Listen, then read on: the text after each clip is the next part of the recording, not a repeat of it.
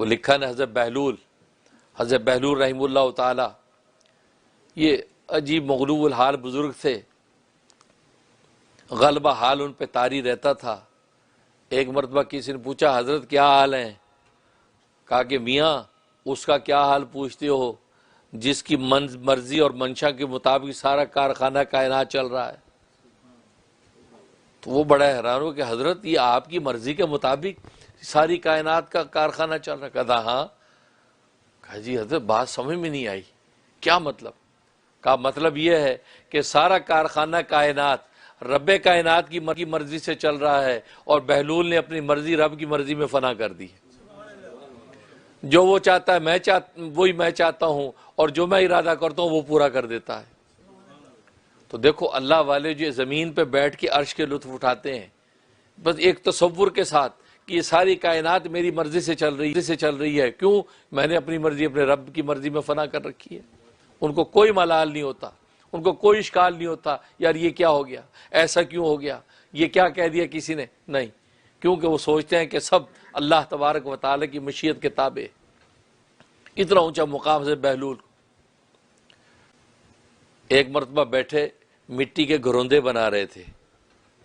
جیسے آپ جانتے ہیں بچے بچپن میں گھروندے بناتے تھے، ہم لوگوں نے بھی بنائے ہیں۔ وہ مٹی کے اندر پیر دے دیا اور جب بنا دیا تو کوٹھا بن گیا۔ تو جناب گھروندے بناتے تھے، حضرت بہلول گھروندے بنا رہے ہیں۔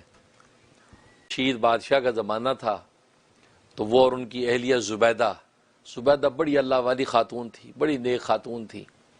ان کو اللہ تبارک و تعالی نے اپنا تعلق مع اللہ کا بڑا ایک دولت عطا کر رکھی تھی، لہٰذا ان کے وجود سے بڑی خیریں پیدا ہوئیں۔ تو دونوں چلے جا رہے تو دیکھا کہ حضرت بہلول بیٹھے گھروندے بنا رہے ہیں۔ تو ہارون رشید پوچھا کیا بنا رہے بھائی، کیا کر رہے ہو؟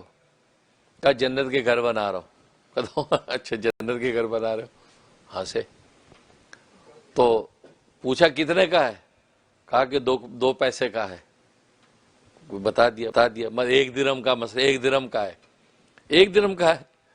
ہارون رشید ہنسنے لگا تو زبیدہ نے کہا ایک درہم کا ہے، مجھے دے دو۔ نے کہا لاؤ ایک درہم دے دیا۔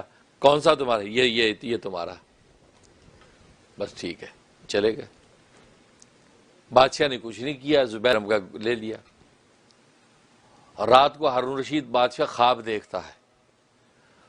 دیکھتا ہے کہ رات چلا جا رہا ہے تو سامنے دیکھا اتنا حسین و جمیل محل، ایسا حسن و جمال زندگی میں دیکھا نہیں، حیران۔ ایک دربان دروازے پہ کھڑا ہے۔ کہا کہ یہ کس کا محل ہے بھائی؟ کہ یہ تمہاری بیوی زبیدہ کا محل ہے، یہ حضرت بہلول سے خریدا تھا، یہ وہ محل ہے۔ یہ بڑا حیران، اچھا زبیدہ کا ہے تو میں اندر جا کے دیکھ لوں؟ کہتا نہیں، تمہیں جانے کی اجازت نہیں، یہ زبیدہ اس کی مالک ہے، وہ پہلے اندر انٹر ہوگی۔ اچھا، آنکھ کھل گئی۔ یہ بڑا حیران ہوا کہ یار وہ کل یہ ہمیں مذاق کا سودا، یہاں تو حقائق کھل گئے۔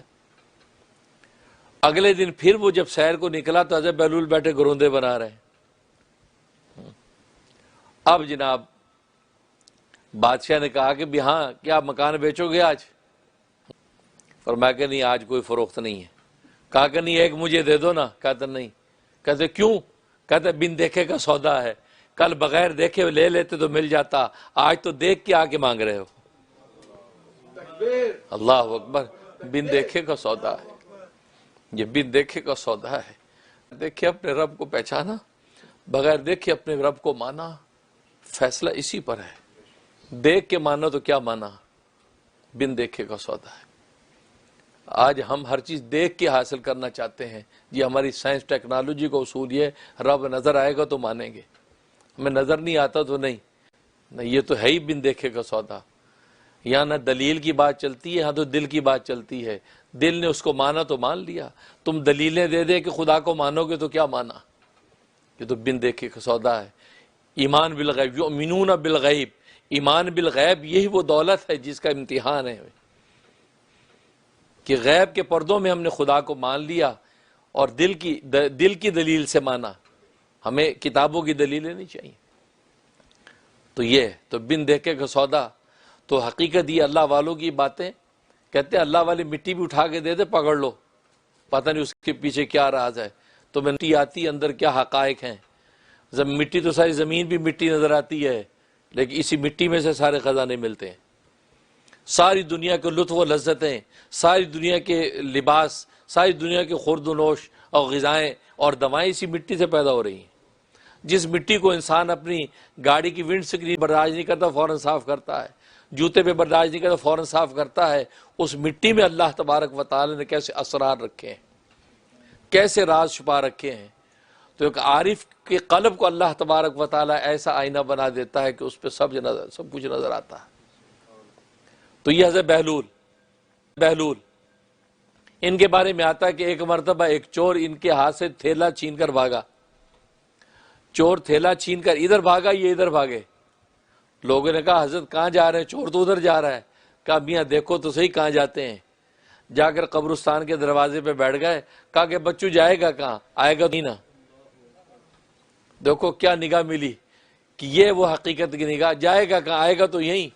بھئی آسمانوں میں اڑ لو، زمینوں میں اتر جاؤ، فضاؤں میں گھوم لو، آؤ گے وہیں اسی آخرت.